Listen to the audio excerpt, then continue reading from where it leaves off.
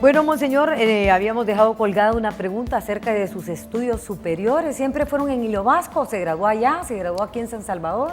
Bueno, apenas terminé la primaria y secundaria, surgió el deseo de ir al seminario, aunque lo había pensado desde siempre, desde que tenía 6 años. Pero nadie tuvo que ver en esa decisión. ¿Fue de usted solito? Fue una decisión personal. Comuniqué a mis padres que había decidido ser sacerdote, ¿Y hubo apoyo aunque de ellos parte lo de sabían y me habían apoyado siempre, pero nunca habían presionado para que yo lo hiciera.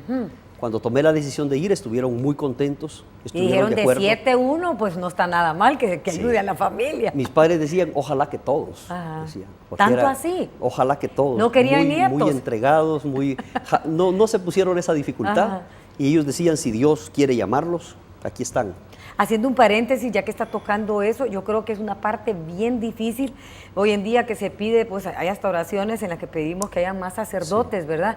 Pero ¿será también un freno de mano lo que podemos poner nosotros como padres de familia en muchas ocasiones de decir, bueno, yo quisiera tener nietos y que no le permiten tal vez a los hijos, tal vez tienen esa devoción, el fomentárselas o el apoyarlos? Ahí es una cuestión de fe.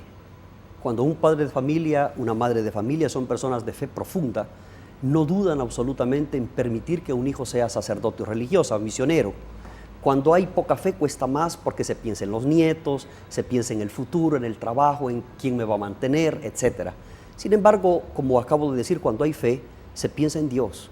Y cuando se piensa en Dios, todo lo que sea para Él, incluso un hijo, es bueno dárselo.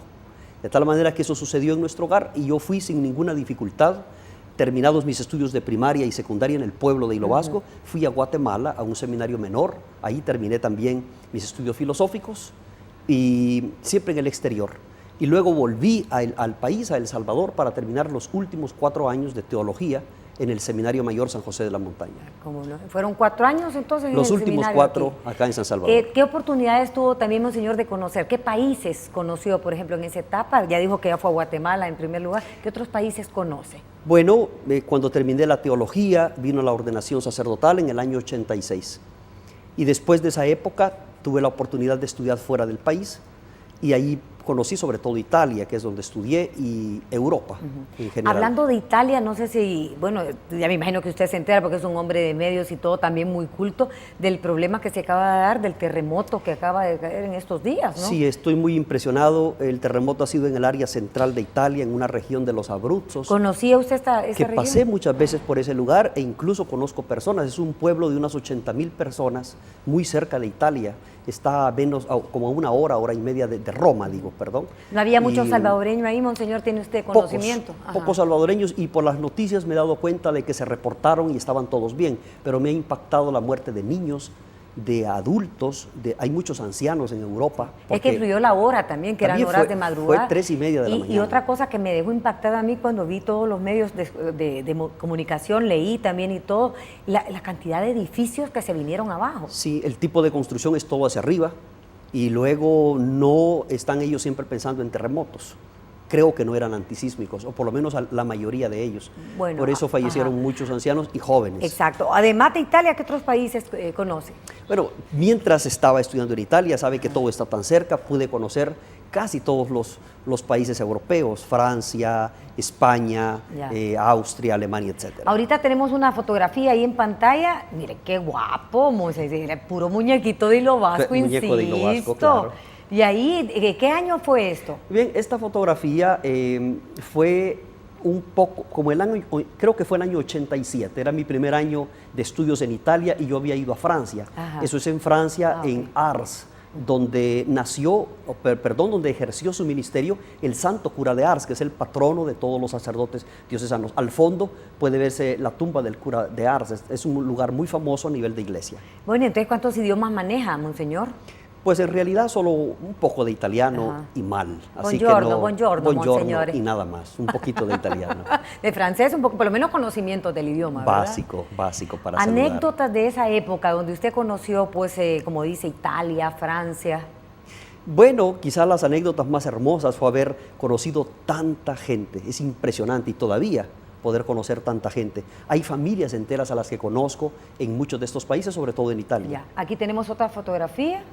es con Monseñor Rivera Damas, En paz uno de descanse, nuestros arzobispos. sí, sí. Estoy en la casa de las hermanas carmelitas en Roma.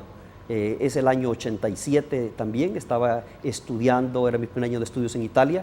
Había llegado Monseñor Rivera, arzobispo metropolitano, como visita, y yo tuve la oportunidad de saludarlo en esa ocasión. ¿Y cómo que se le presenta la oportunidad de viajar y de conocer pues estos países que nos ha hecho mención? ¿O todos los sacerdotes tienen esa oportunidad de hacerlo? En realidad esa ida un regalo de Dios. Yo estaba terminando mis estudios de teología, el padre rector y mi obispo me llamaron para preguntarme si yo quería continuar estudiando. En realidad es una emoción seguir estudiando, pero también de alguna forma es un reto, porque después de 7 años de estudio, porque después del bachillerato son 7 años, uno está un poco cansado. Sí, me imagino, y acaba de confirmar su fe, ¿verdad? Claro, Sí, yo eso sí. lo pensé unas 2 veces y al final dije, bueno, es la voluntad de Dios, y tomé la decisión de ir a Europa a continuar 3 años más de estudio. Nunca tuvo ninguna duda, monseñor, de que esa era su vocación. Como le había dicho al inicio de la primera parte del programa, si tuvo novias, fue de amiguero, fue fiestero o algo que le ha hecho dudar en su devoción, Bueno, en algún momento. pues sabe, Ida, que yo tuve muchísimas novias. ¿Verdad? Porque- Si no embalde esa pinta. Porque cuando estaba en primer grado y en segundo, casi siempre nos llamábamos novios todos los amigos. Entonces me decía un compañero, dice la fulana que es tu novia. Entonces yo decía, decirle que yo soy el novio. Entonces éramos novios y tal vez no nos conocíamos, solo novios de palabra, en ese sentido.